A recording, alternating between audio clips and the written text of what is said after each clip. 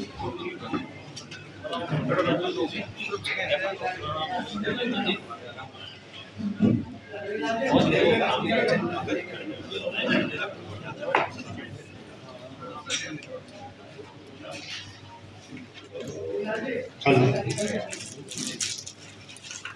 सभी का आज की प्रेस वार्ता में स्वागत है। आज हमारे भारत के यशस्वी फॉरेन मिनिस्टर आदरणीय डॉक्टर जयशंकर जी हमारे बीच में आए हैं और आज वो आपके सामने पार्टी के कार्यकर्ता के रूप में भी आए हैं। आप जानते हैं कि देश में चुनाव चल रहे हैं और आप जो है रोज ही कहीं ना कहीं साउथ में या नॉर्थ में जहां पर भी पार्टी आपके कार्यक्रम मनाती है आप वहां पे प्रचार करने के लिए जा रहे हैं। और आज अगर मैं देश की बात करूं तो हमारा जो नारा है 400 पार का, आज वो जिस तरीके से हमको समर्थन मिल रहा है देश में हर जाति बिरादरी का, युवाओं का, गरीबों का, हमारे किसान भाइयों का, महिलाओं का और जो फर्स्ट टाइम वोटर है उनका भी खास तौर से। और हमको साफ साफ दिखाई दे रहा है कि हर आदमी एक ही बात चाहता है कि जैसे देश आगे बढ़ रहा है उतनी और ज्यादा तेजी से आगे बढ़े। यही कड़ी में राजस्थान के जो हमारी 25 सीटें हैं तो हमारा लक्ष्य है कि 25 में से 25 ही आए। और ये पिछले 2 बार से ऐसा हो रहा है कि राजस्थान के लोग ये हमारे प्रधानमंत्री मोदी जी के नाम से और हमारे कार्यकर्ताओं की जो मेहनत है, उनकी पराकाष्ठा है मेहनत की, उससे और हमारे यहाँ के जो लोकप्रिय सांसद हैं और जो केंद्र में मंत्री हैं अर्जुन राम मेघवाल जी, और आज वो हमारे देश के एक जो है लॉ मिनिस्टर की जैसी बड़ी गद्दी पर भी बैठे हैं और वो भारत की उस पर अपना सेवा कर रहे हैं। तो मैं ज़्यादा समय नहीं लेके और मैं आप जो प्रतीक्षा कर रहे हैं तो मैं आदरणीय जयशंकर जी से कहूंगा कि वो आपकी बात रखें। Thank you. प्रेस के बंधुओं, बस आप जानते हैं कि मैं कुछ साल बाद मैं बीकानेर वापस आया हूँ। मैं पहले बहुत साल पहले जब मैं अधिकारी था उस समय मैं आया था। अब चुनाव का समय है और भाजपा के उम्मीदवार के समर्थन में जो हमारे मंत्री परिषद के साथी हैं अर्जुन राम जी, जैसे प्रवेश जी ने आपको कहा, वो कानून और न्याय मंत्री तो है ही, उसकी अपनी जिम्मेदारी होती है। और हाल ही में उन्होंने एक बहुत बड़ा कार्य को आगे बढ़ाया कि संसद ने जो हमारी नई न्याय संहिता जो है उसको पारित किया और उसमें एक किस्म से उनका डबल सपोर्ट रहा, क्योंकि वो लोकसभा में जो पार्लियामेंट का काम, संसद का काम भी संभालते हैं, उनकी जिम्मेदारी भी संभालते हैं और वो खुद मंत्री हैं इस विषय पर। और उसके अलावा ये आप उनसे परिचित हैं, आप जानते हैं कि वो उनका बहुत शासन में भी अनुभव है। और आज जो है देश की मांग है कि हर क्षेत्र से जितना देश मोदी जी के हाथ मजबूत कर सकता है ताकि हम अगले 25 साल जो हमारी जो यात्रा जो है अमृतकाल की यात्रा, ताकि हम सब मिलजुल के विकसित भारत बनाएं। इसमें यहाँ के लोगों का निर्णय, यहाँ के लोगों का दिल्ली अर्जुन राम जी को भेजना बहुत एक महत्वपूर्ण काम होगा। अब ये चुनाव जो है अगर हर पार्टी जो है अपनी मैनिफेस्टो तो निकालेगी, पर आप सब जानते हैं कि ये चुनाव पूरा देश अपना विश्वास प्रकट करेगा मोदी जी की गारंटी पर। और ये मोदी जी की गारंटी जो है ये कुछ कहने की बात नहीं है, ये 10 साल, ये पिछले दशक का एक रिकॉर्ड कि अगर आप अलग अलग विषयों में योजनाएं देखें, अभियान देखें, पानी का मामला हो या बिजली का हो या सड़क का हो या लोन लेने का हो या महामारी के समय में वैक्सीन मिलने का हो या जो राशन का जो अभी जो नई प्रक्रिया जो पिछले सालों में शुरू हुई है, तो मोदी की गारंटी भारत के पब्लिक ने देखा है पिछले 10 साल में, और हमें पूरा विश्वास है कि ये गारंटी जो है इसको आगे बढ़ाते रहने में हमें पूरे भारत से इसमें सपोर्ट मिलेगा।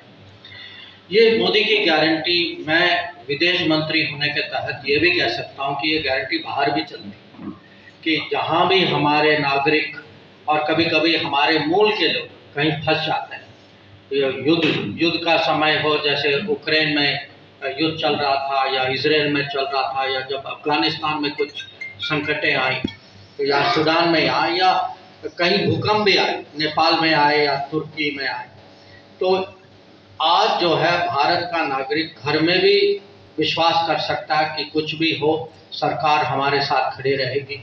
बाहर जो रोजगारी पे जाते हैं या टूरिस्ट होके जाते हैं कुछ काम के लिए, या विद्यार्थी जाते हैं, उनको भी पूरा विश्वास है कि आज मोदी जी का भारत जो है उनके बिल्कुल हर समय हर क्षण उनके साथ होगा, और कहीं भी कुछ संकट आए तो हम हैं उनके लिए। अब ये सीमावर्ती जिला है, तो मुझे पता है कि यहाँ जो है सुरक्षा का विषय जो है हर नागरिक के मन में ये एक बहुत बड़ी बात होती है। और पिछले सालों में आपने ये भी देखा है कि जब सुरक्षा की बात करते हैं, जो पहले जो भारत जो है आतंकवाद जो सहता था बॉर्डर सीमा की दूसरी ओर से, वो ज़माना अब गया। जो मुंबई में हुआ 26/11 पे, वो आगे से इस देश में मोदी जी के बाद कभी नहीं हुआ। कि आज जो है आज का भारत, अगर कोई आतंकवादी घटना हो, हमारा जवाब जो है वो उरी का है और वो बालाकोट का है। और ये खाली एक सीमा में नहीं है, उत्तरी सीमा में अगर हम देखते हैं कि पड़ोसी फौज कोई दबाव देने की कोशिश करता है, तो वहाँ भी हम अपनी फौज, जितनी भी कठिनाई हो, कुछ सर्दी हो, महामारी हो, तब भी आज हम लोग, हमारी फौज वहाँ खड़ी हुई है, लगी हुई है कि जो हमें सामना करना पड़ता है आज देश आत्मविश्वास के साथ कर रहा है। अब देश की सुरक्षा तो है, पर मैं देश की प्रतिष्ठा की भी बात करूँगा कि आप सब जानते हैं कि पिछले साल हम G20 के अध्यक्ष थे। दुनिया को उम्मीद नहीं थी कि आज के हालात में कोई भी अध्यक्ष G20 जैसे ग्रुपिंग को सर्वसम्मति के साथ चला पाएगा, और ये हमने करके दिखाया।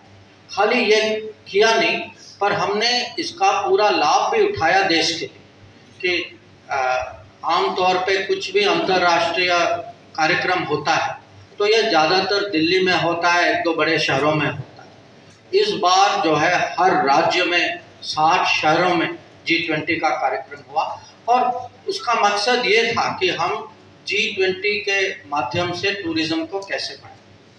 तो आज अपनी ओर से मैं इतना ही कहूँगा कि बीकानेर का जो है, जब आज हम सब लोग ग्लोबलाइज दुनिया है, ऐसी कोई घटना नहीं होती, कुछ विषय नहीं होता जहाँ उसका प्रभाव किसी कहीं ना कहीं तो हर नागरिक के ज़िंदगी पे होता ही है।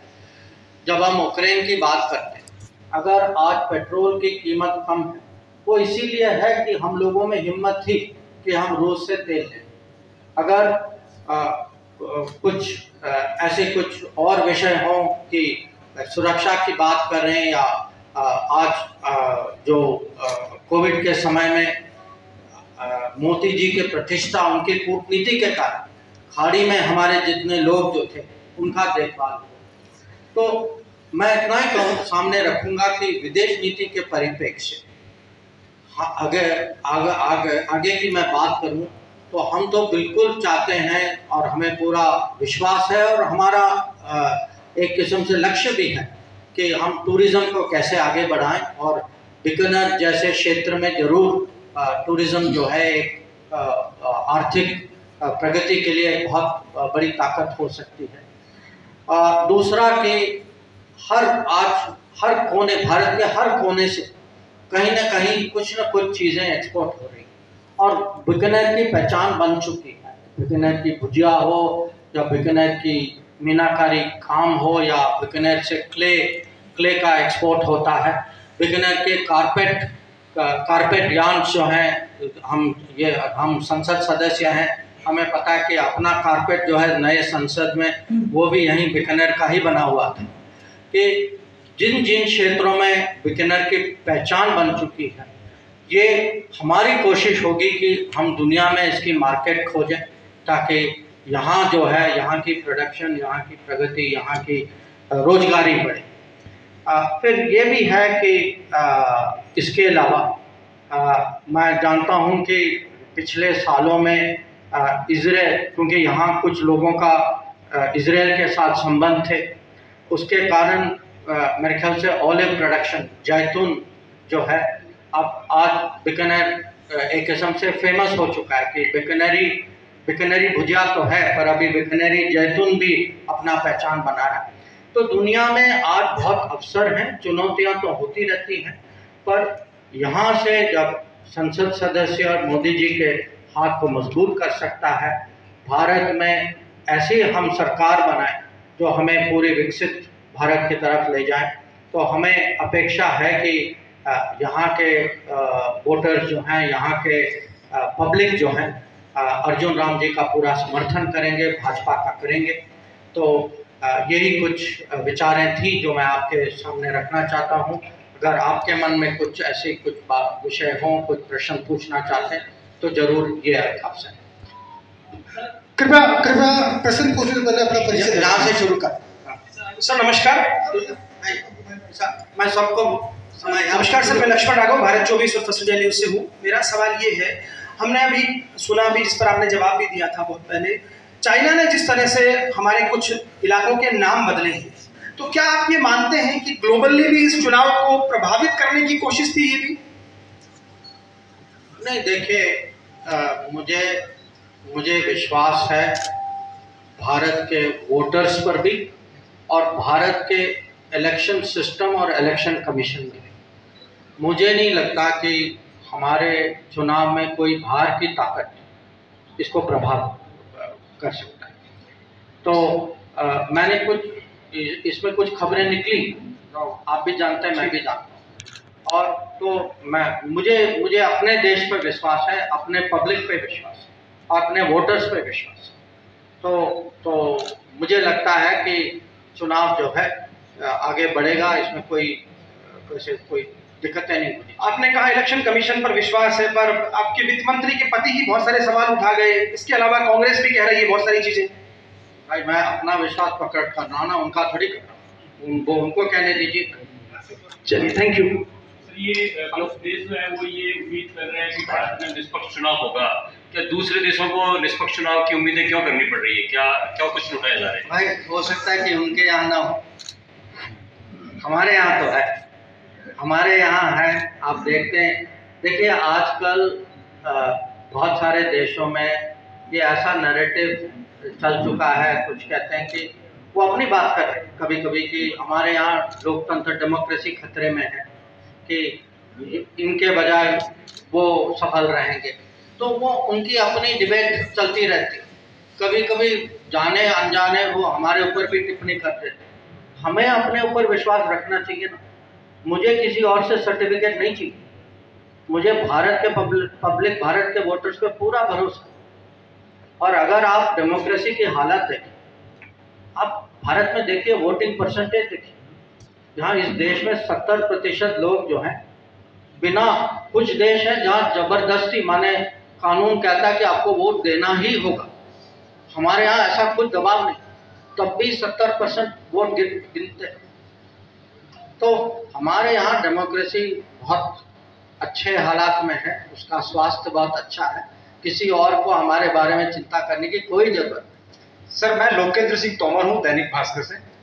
सर, मेरा सवाल ये है कि पिछले कुछ सालों से लोग विदेशी नीति में एक बदलाव महसूस कर रहे हैं पूरी दुनिया के लिए, और ये कह रहे हैं कि भारत इस समय बहुत ताकतवर देश के रूप में खड़ा है। मेरा सवाल ये है कि क्या इससे पहले, आप तो जो कि ब्यूरोक्रेट भी रहे, आप उस सिस्टम को भी देख चुके हैं और आप इस सिस्टम को भी देख चुके हैं, तो ये जो बदलाव की वजह, आप उस सिस्टम में थे, वो उसमें क्या दिक्कत थी और अभी इस सिस्टम में है, क्या फर्क है? एक दूसरा सर सप्लीमेंट्री सवाल ये कि वहां एक आदमी जो बैठता है जिस तेवर का, वो असर डालता है या सरकार की नीतियां असर डालती है? आप पूछ रहे हैं पहले और अब में फर्क क्या है? फर्क मोदी जी, पहले मोदी जी नहीं थे, अब मोदी जी हैं, और इसीलिए पिछले 10 साल में फर्क है। अब आप पूछेंगे मेरे से मोदी जी के कारण क्यों फर्क है? ये मैं आपको बता सकता हूँ, क्योंकि मैं सचिव भी रहा हूँ, अफसर भी रहा हूँ, मंत्री भी रहा हूँ, और मैं अपनी परिप्रेक्ष्य से मैं बात आगे सामने रखता हूँ। देखिए, किसी भी कहीं भी कोई जटिल मुद्दा हो, कोई आपत्ति का समय हो, कोई कहीं कुछ टेंशन हो, जब भी सिस्टम को लगता है कि लीडरशिप स्ट्रांग है, आपको जो भी कहा जाता है साफ साफ कहा जाता है, आपको बहुत क्लियर, कोई स्पष्ट रूप से जो निर्देश आता है, इसमें कोई दो राय नहीं होती, तो हमारे लिए जो है अपनी बात रखने में भी आसानी है, और अगर हमें कुछ ज़मीन में कुछ करना है उसमें भी हमारे लिए इसमें कोई दुविधा नहीं। हमें पता है कि हमें 100% बैकिंग मिलता है, कुछ भी हम काम करें। तो नहीं, ऐसा था, उस समय की क्लैरिटी नहीं थी। मैं आपको उदाहरण दे रहा हूँ। अब 26 मुंबई वो 26/11 देखिए, 26 देखिए, वही सिस्टम था ना, आतंकवाद भी वही था, जहाँ से आतंकवाद का जो क्रॉस बॉर्डर वही देश था, किया वही लोग, पर आप मुंबई और पूरी बालाकोट का फर्क देखिए। तो क्या होता है कि जब लीडर होता है, लीडर की कोई अपनी कन्विक्शन होती है, कुछ विजन होता है, और उनका आत्मविश्वास जो है वो पूरे सिस्टम में फैलता है, तो वही सिस्टम जो है उसकी परफॉर्मेंस बढ़ता है। और यह मैं आपको कह सकता हूँ, मुझे 47 साल हो सरकार, तो मैंने बहुत प्रधानमंत्री देखे, बहुत सारे शासनों को देखे, पर ये मैं आपको कह सकता हूँ कि पिछले 10 साल में, और मैं तो विदेश नीति की बात करूँ, अगर आप बाकी अलग मंत्रालय में जाएं, अलग मुद्दों में जाएं, आप गवर्नेंस में देखिए, आप जो राशन मिले या जो पब्लिक को कोई भी बेनिफिट, आवास, घर मिले, बिजली मिले, ये नहीं, जल जीवन मिशन अगर आज हो रहा है, 15 साल पहले क्यों नहीं हो सकता था? अगर आवास योजना में लोगों को घर मिल रहा है, अभी क्यों है? माने ये नहीं कि कहीं ऐसा कुछ देश बदल गया। ये है कि जब सुशासन होता है, जब लीडरशिप होती है, जब कमिटमेंट होता है, जब पब्लिक के बारे में कुछ वो कनेक्ट होता है, तो आप ये परिणाम देखें। सर नमस्कार सर, राजस्थान पत्रिका से दिनेश स्वामी। सर, अभी चुनाव में जो विपक्ष की जितनी भी रैलियां और सभाएं हो रही है, उसमें मोदी सरकार की विदेश नीति को लेकर के इस बात पर आलोचना हो रही है कि आज़ादी के बाद हमारे पड़ोसियों के साथ संबंध सबसे खराब स्थिति में अब है। इस पर सर आपका क्या कहना? नहीं, देखिए, आलोचना तो आप देखिए कर कौन रहा है, वो लोग कर रहे हैं जो कोई सफलता मानने के लिए तैयार नहीं है विदेश नीति में और दूसरी नीतियों में। आज मैं अगर आपको बताऊं, आप हमारे पड़ोस में जाइए, और इसमें 2 देश को मैं अलग करता हूं, पाकिस्तान और चीन, उसका कारण आप भी जानते हैं। आप उन पड़ोसियों से पूछिए कि भाई ये बताइए कि महामारी के समय में आपको वैक्सीन कहाँ से मिला, आपके साथ कौन खड़ा था, आपके लिए अगर कहीं और से भी कुछ आयात निर्यात होना था तो आपकी मदद किसने की? या आप उनसे पूछिए कि आपके बच्चे भी थे क्या यूक्रेन में, अगर थे तो कैसे आए वापस, किसके साथ आए वापस, किसके जहाज में आए वापस? या उनसे ये पूछिए, क्योंकि कुछ लोगों की आजकल आर्थिक समस्या भी, श्रीलंका में जाके पूछिए, क्योंकि मैं उस समय में खुद श्रीलंका गया था। वहाँ जो है रोज पेट्रोल की क्यू 4 बजे से लगती थी और लोगों को पेट्रोल राशन, खाने के लिए कुछ नहीं था। उस समय अगर एक देश उनके साथ खड़ा हुआ, उस समय वो भारत था। बांग्लादेश से भी आप पूछिए, कि अगर कहीं आज अनाज की चुनौती है या प्याज की है, कि भारत उनके लिए एक विश्वसनीय मित्र है जो और वो पूरा उनके लिए, और ये भी खाली आपत्ति के समय में नहीं है या आपदा के समय में नहीं। वो देखते हैं आज कि भारत से आजकल बिजली का व्यापार हो रहा है, कि अगर आप खुद हमारा बाकी चीज़ों का व्यापार देखें वो भी बढ़ रहा है, आना जाना टूरिज्म बढ़ रही है। तो मैं बिल्कुल सहमत नहीं हूँ आपसे कि हमारे पड़ोसी रिश्ते कहीं बिगड़ गए हैं, बल्कि मैं तो कहूँगा कि भारत के नागरिक आप कहीं भी पड़ोस में जाएं बहुत गर्व के साथ जा सकते हैं, और जो वहाँ की पब्लिक की जो भावना जो है भारत के बारे में, वो आपको एक बार सुनना होगा पूरा समझने के लिए। नमस्कार सर, मैं टीआईएन नेटवर्क से मुदिता पोपटी। सर, आपने यूएन में भारत की स्थायी सदस्यता को लेकर बहुत मुखर रूप से कार्य किया है। हाल ही में आपने एक टिप्पणी की थी कि वो नेहरू थे जो इंडिया सेकंड और चाइना फर्स्ट कहते थे। तो क्या आप ये मानते हैं कि यूएन की जो स्थायी सदस्यता हमको नहीं मिली, क्या उसके लिए केवल नेहरू ही जिम्मेदार रहे? नहीं, मैंने ये कहा, और मैंने खाली कहा नहीं, मैंने ये लिखा भी है। मेरी किताब निकली है हाल ही में, वो वाई भारत मैटर्स, और जो मैंने कहा और लिखा है ये मैंने अपने सोच से नहीं लिखा, मैं रिकॉर्ड पे जा रहा हूँ कि पंडित नेहरू का एक लेटर है, वो मुख्यमंत्रियों को लेटर लिखते थे, उसमें उन्होंने लिखा है कि भारत को ये एक प्रस्ताव था एक समय में कि भारत जो है वो स्थायी सदस्य बने।